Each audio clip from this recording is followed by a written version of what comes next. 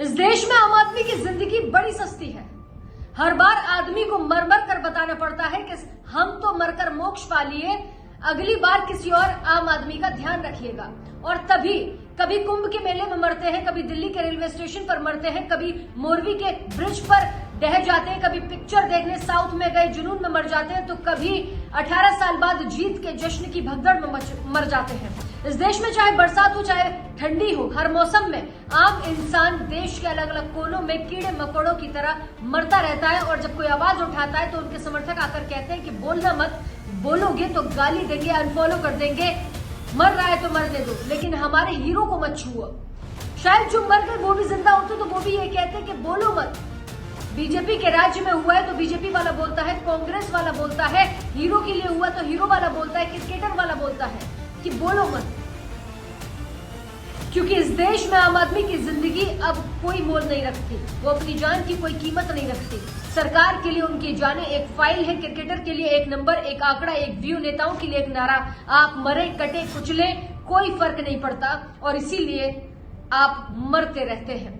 वरना जिस बेंगलोर में आधे घंटे की बारिश में शहर तैरने लगता है, वहां 3-3.5 लाख लोग स्टेडियम के बाहर छोड़ दिए जाते हैं बिना कंट्रोल के। इतनी आसान होती है जिंदगी, इतनी सस्ती। आपको, आम लोगों की मौत से फर्क नहीं पड़ता, इसलिए सरकारों को भी इस देश में आम आदमी की मौत से कोई फर्क नहीं पड़ता।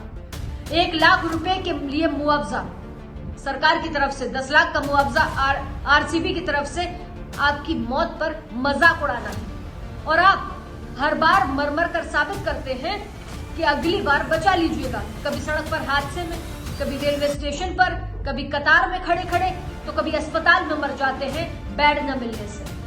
आप मर रहे हैं, मरते रहेंगे, क्योंकि आपका असली दुश्मन कोई और नहीं, आप जैसे ही लोग हैं। आप जैसे लोग जिन्हें अपनी विचारधारा, अपने हीरोज की ज्यादा चिंता है। जब तक आपका कोई अपना नहीं मरेगा तब तक आप यूं ही लड़ते रहेंगे कि बोलिएगा मत, बोलेंगे तो आपको अनफॉलो कर देंगे, बोलोगे तो गाली देंगे। अच्छी बात नहीं है। और जिनके लिए आप लड़कर मर रहे हैं उनके लिए आप क्या है? एक नंबर, एक आंकड़ा, एक फॉलोअर। इससे ऊपर किसी को कोई फर्क नहीं पड़ता। सरकार को फर्क नहीं पड़ता, पुलिस को अंदाजा नहीं होता, क्रिकेटर को खबर नहीं पड़ती। फर्क पड़ता है तो केवल उनको जिनके घर वाले अपनों की लाशें हाथ में उठाते हैं। वो जो बाप कह रहा है कि मेरे बेटे का पोस्टमार्टम मत करो, कटेगा तो उसे दर्द होगा, उसको फर्क पड़ता है। वो कह रहा है कि बेटा बिना बताए गया था, पर आपको क्या फर्क पड़ता है? आप डैमेज कंट्रोल कीजिए, आप कहिए कि मत बोलिए, अनफॉलो कर देंगे। तब तक बोलते रहिए जब तक अगली मौत आपके घर में ना हो। तब तक, जब तक आप अपने घर में न सुन ले कि भैया हम तो मोक्ष पा लिए और उनको बचा लीजिए। इस देश में आम आदमी कीड़े मकोड़ों की तरह हर साल मरता है, लेकिन ये सिलसिला क्यों जारी है ये जानते हैं आप? क्योंकि सवाल पूछने वाले पर घटना के जिम्मेदार लोग और उनके चाहने वाले टूट पड़ते हैं, भले ही सब कुछ क्लियर दिख रहा हो। इसी केस में देखिए, कर्नाटक पुलिस ने कहा था कि आप विक्ट्री परेड मत निकालिए, दुर्घटना होगी, नहीं मानी गई। उसी पुलिस ने आरसीबी और event management company Karnataka association पर एफआईआर दर्ज कर दी और साफ साफ कहा कि विक्ट्री परेड में आपराधिक लापरवाही हुई है। अब जो मौतें हुई हैं, इन 11 मौतों का आखिर जिम्मेदार कौन है?